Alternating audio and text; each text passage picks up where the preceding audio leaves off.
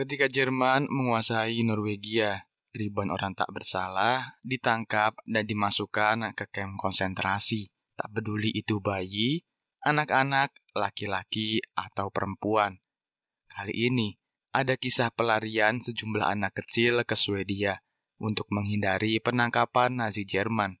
Bisa dibilang, pelarian mereka adalah misi yang tidak mungkin karena pasukan Jerman menjaga ketat perbatasan.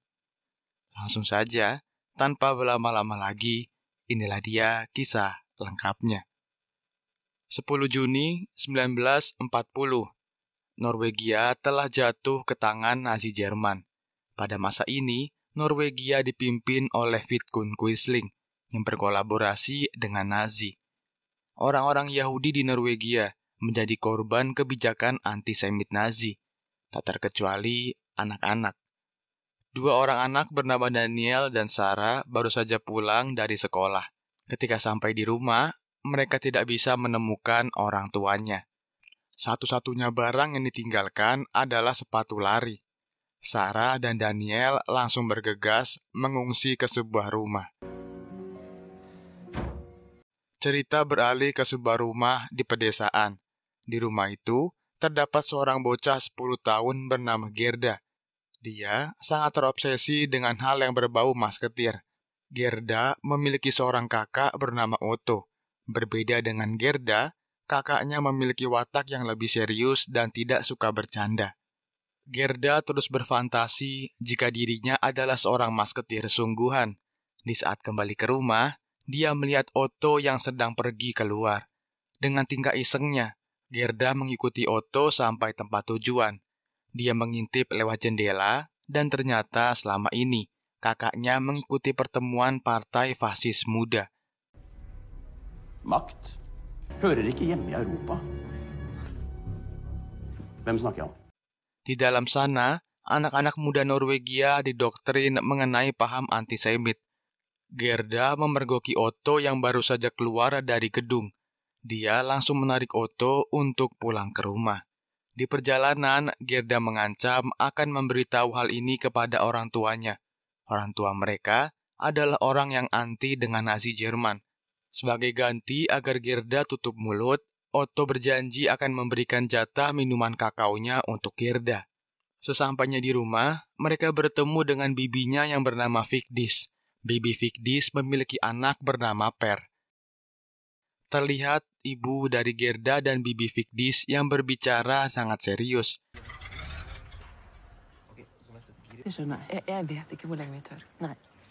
Di malam harinya, Gerda yang sedang menunggu makan malam mendengar suara ibunya yang sedang berbicara dengan seseorang di bawah tanah. Gerda mencoba untuk turun, tapi tiba-tiba ayahnya pulang.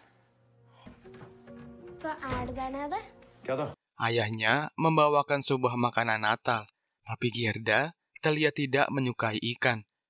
Gerda protes dengan orang tuanya, tapi terlihat mereka sedang merencanakan sesuatu yang serius.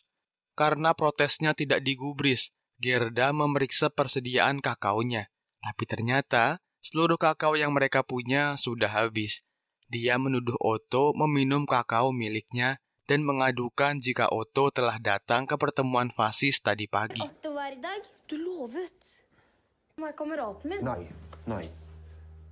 Orang tua Otto yang sangat membenci Nazi langsung memarahi Otto. Di tengah malam, di saat semua terlelap tidur, mereka kedatangan tamu yang tak diundang.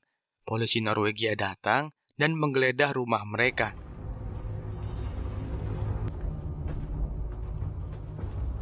Tentu saja Otto dan Gerda sangat bingung mengapa rumahnya digeledah malam itu. Karena tidak menemukan apa yang mereka cari, para polisi Norwegia terpaksa menangkap orang tuanya untuk dimintai keterangan. Ayahnya berpesan untuk membawa kado Natal ke rumah Bibi Vigdis yang berada di gudang bawah tanah.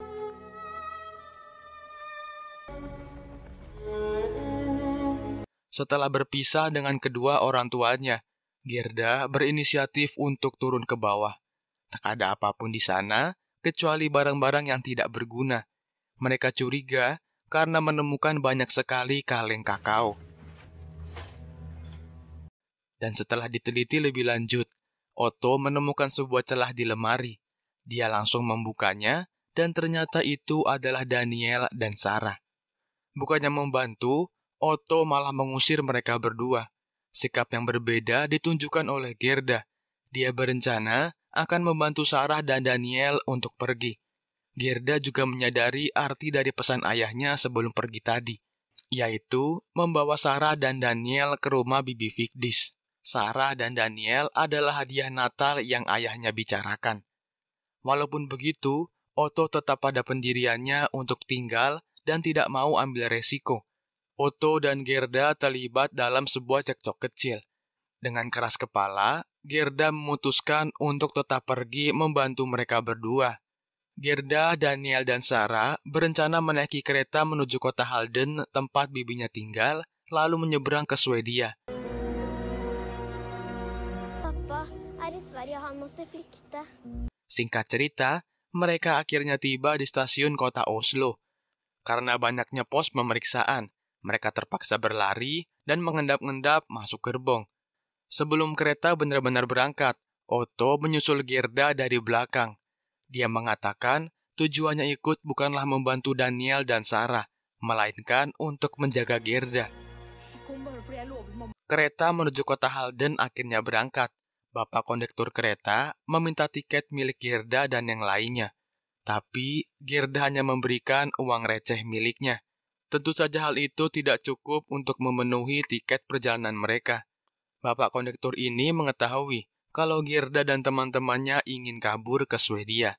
Dia memberi saran untuk turun di kota Berg dan melanjutkan perjalanan dengan jalan kaki ke Halden, karena penjagaan di sana tidak terlalu ketat. Singkat cerita, sesuai saran dari bapak tadi, mereka turun di stasiun kota Berg dan langsung lari untuk menghindari pasukan Jerman. Setelah lumayan jauh dari keramaian, mereka mulai sampai di persimpangan. Karena tidak memiliki peta, Gerda hanya memilih jalan dengan asal. Dengan gaya yang sedikit meledek, Otto mengeluarkan peta dan kompas dari tasnya. Hamparan rumput yang luas menemani perjalanan mereka. Tak terasa, Gerda dan teman-temannya mulai memasuki kota Halden. Tapi di tengah kota, mereka melihat sebuah keluarga yang ditangkap paksa oleh Nazi Jerman. Hal itu menjadi gambaran bagaimana kejamnya Nazi di Norwegia. Singkat cerita, akhirnya mereka sampai di rumah Bibi Vigdis, tapi hanya terdapat Per di sana. Ja, kom inn. Di dalam rumah, Per menjelaskan rencananya untuk mencapai Swedia. Per dan ibunya tergabung dalam gerakan partisan Norwegia. Per berencana akan mengantar mereka berdua ke rumah Johansen di perbatasan dengan menyembunyikan Daniel dan Sarah di balik tumpukan kentang. Sementara Otto dan Per bersiap-siap, Gerda dan Daniel mengobrol sembari menjaga Sarah. Daniel mengatakan sepatu yang ditinggalkan ayahnya ini berisi pesan agar mereka mengungsi ke rumah Gerda. Maka dari itu, Daniel dan Sarah berhasil mencapai rumah Gerda. Singkat cerita, perjalanan menuju perbatasan akhirnya dimulai.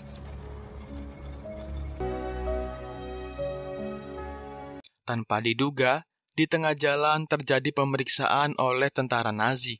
Mereka semua menjadi sangat tegang.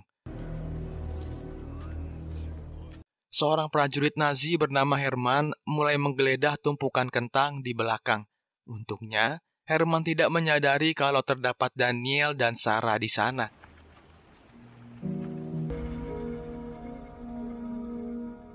Perjalanan kembali dilanjutkan dan tidak terasa akhirnya mereka tiba di rumah Johansen.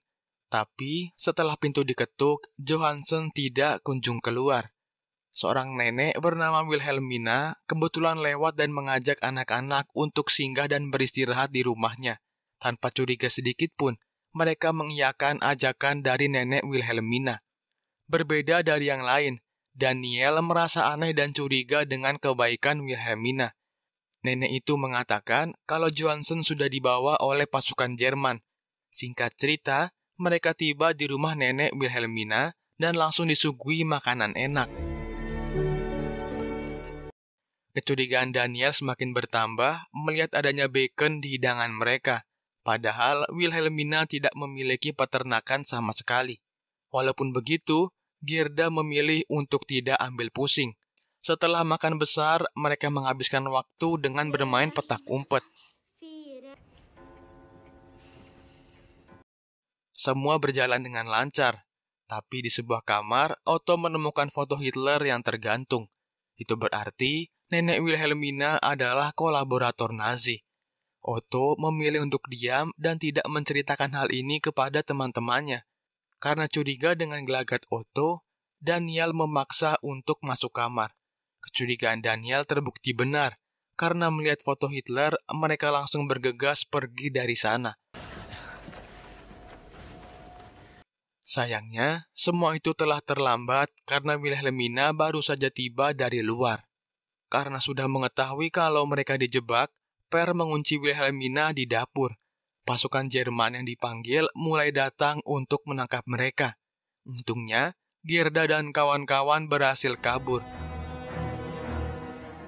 Pasukan Jerman di belakang menyadari bahwa buronan mereka telah lari ke hutan. Karena dirasa makin dekat, Per memutuskan untuk berpencar dan menarik perhatian pasukan Jerman.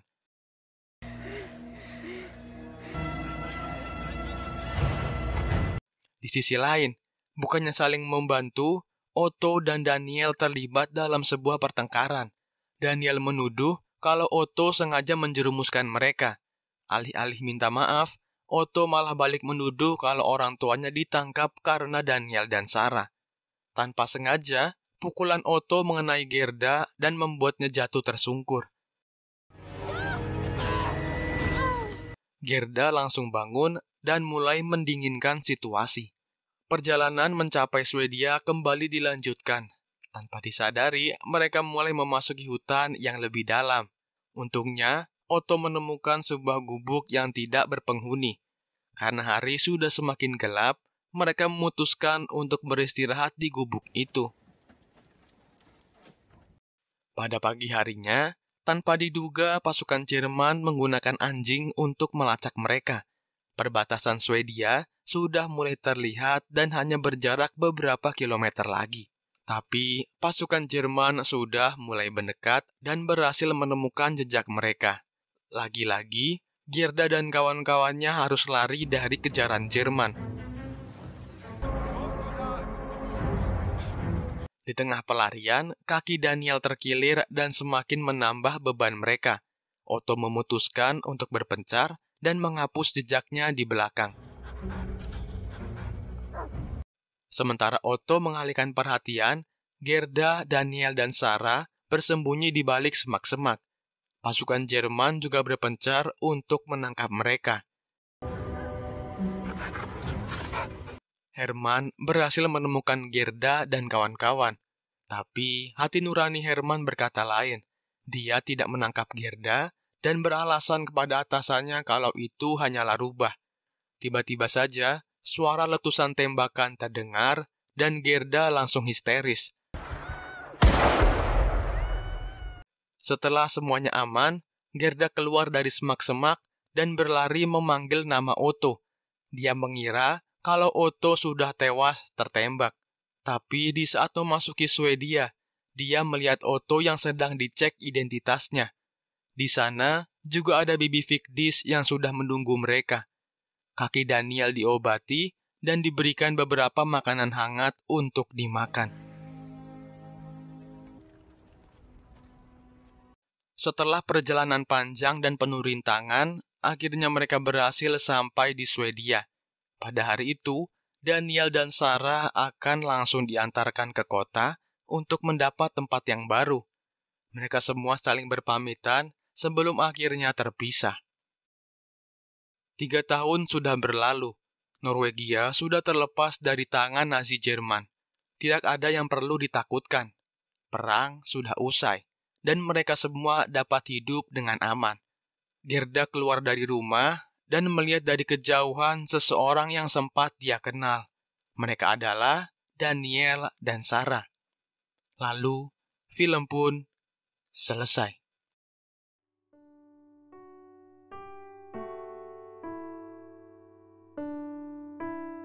Segitu aja kira-kira alur cerita film kali ini.